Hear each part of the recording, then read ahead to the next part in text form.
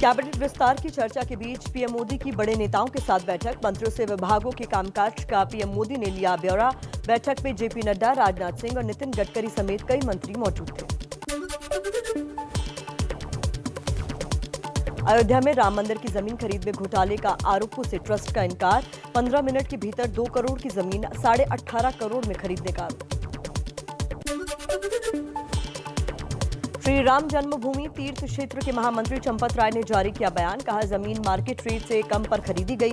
पूरी पारदर्शिता के साथ जमीन खरीदी। बैंक में सभी रिकॉर्ड दर्ज है। श्री राम मंदिर ट्रस्ट को जमीन बेचने वाले सुल्तान अंसारी ने एबीपी न्यूज से कहा, जमीन की खरीद फरोख्त में कोई हेराफेरी नहीं हुई। ट्रस्ट को जमीन मार्केट रेट से कम पर बेची है।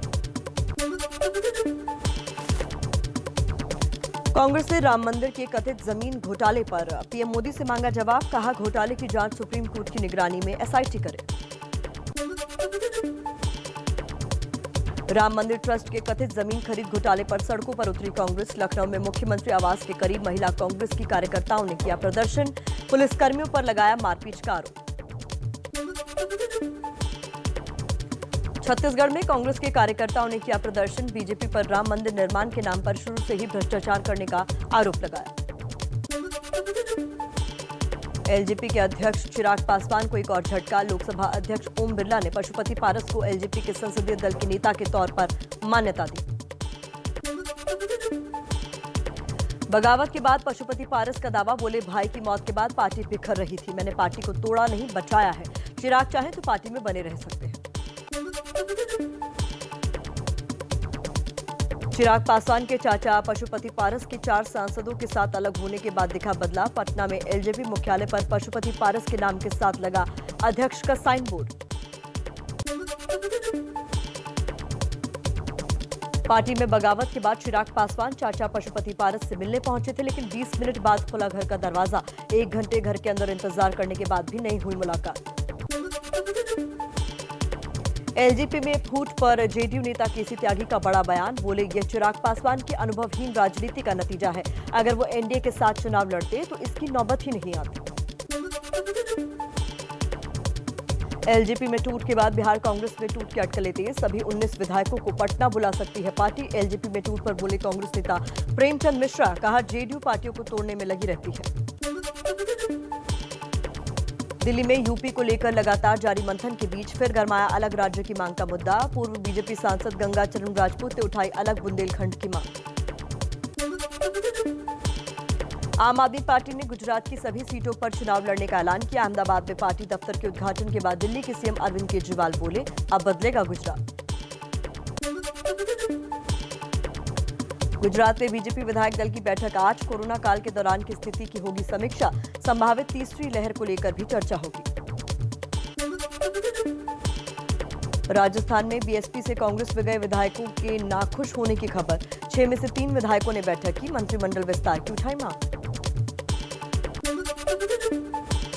कोलकाता में शुभेंदु अधिकारी की अगुवाई में बीजेपी विधायकों का प्रतिनिधिमंडल राज्यपाल जगदीप धनखड़ से मिला। कानून व्यवस्था और चुनाव के बाद हिंसा का मुद्दा उठाया। राज्यपाल से मुलाकात के बाद शुभेंदु अधिकारी ने कहा, मेरे खिलाफ 90% केस झूठे हैं। सीबीआई जांच की मांग करता हूं। टीएमसी सांसद अभिषेक बनर्जी आईपीएस तक को डरा सकते हैं। पश्चिम बंगाल में लागू होगी 1 नेशन 1 राशन कार्ड योजना। सीएम ममता बनर्जी ने किया ऐलान। सुप्रीम कोर्ट ने दिया था आदेश। धारा 370 को लेकर ममता बनर्जी का बीजेपी पर निशाना। कहा, धारा 370 हटने के बाद कश्मीर के लोगों की स्वतंत्रता और मांगे कमजोर हुई। हम बीजेपी को बंगाल बांटने नहीं देंगे। टूलकिट केस में पूर्व सीएम रमन सिंह और बीजेपी प्रवक्ता संबित पात्रा को छत्तीसगढ़ हाईकोर्ट से राहत। कोर्ट ने एफआईआर पर लगाई रोक।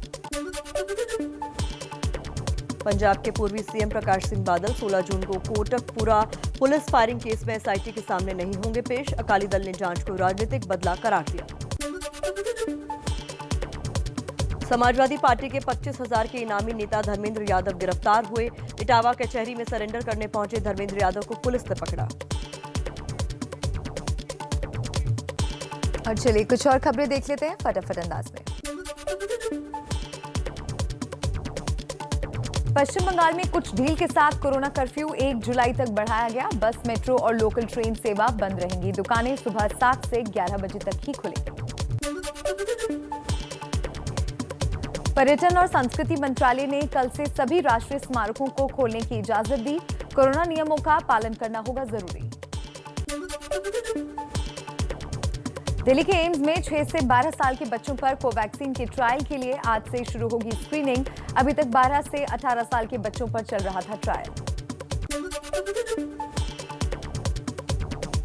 कोरोना की वैक्सीन बनाने वाली स्वदेशी कंपनी भारत बायोटेक की सुरक्षा की जिम्मेदारी सीआईएसएफ को सौंपी गई। 64 सुरक्षा कर्मियों को तैनात किया गया।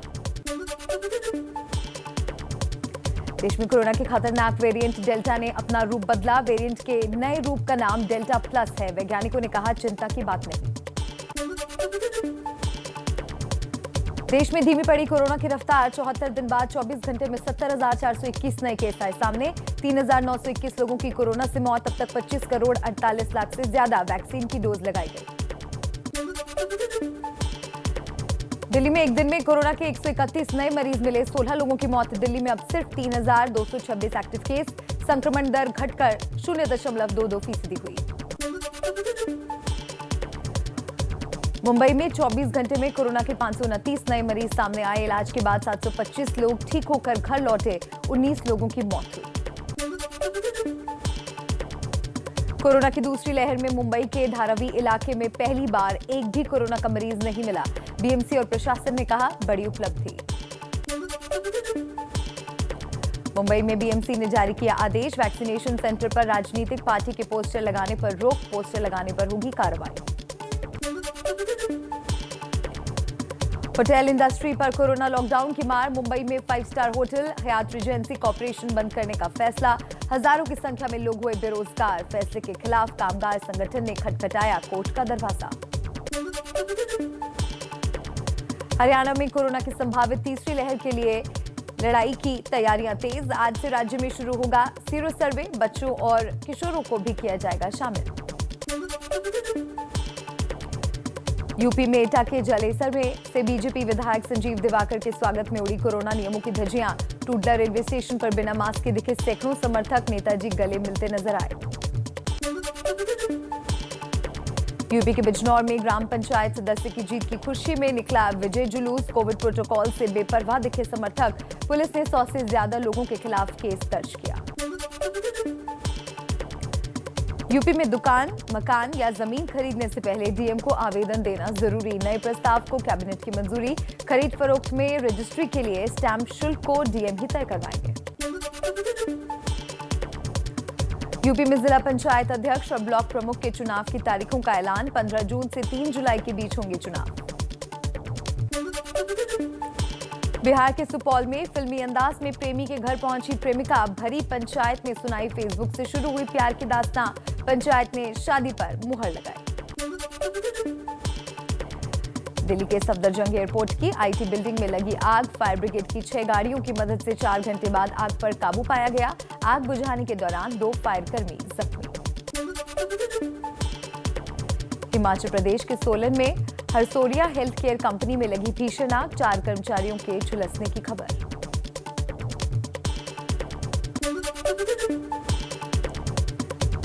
आगरा में खेलते वक्त बोरवेल में गिरे 4 साल के मासूम को बचाया गया। 9.5 घंटे तक एनडीआरएफ और सेना के साझा रेस्क्यू ऑपरेशन के बाद शिवा पूरी तरह सुरक्षित।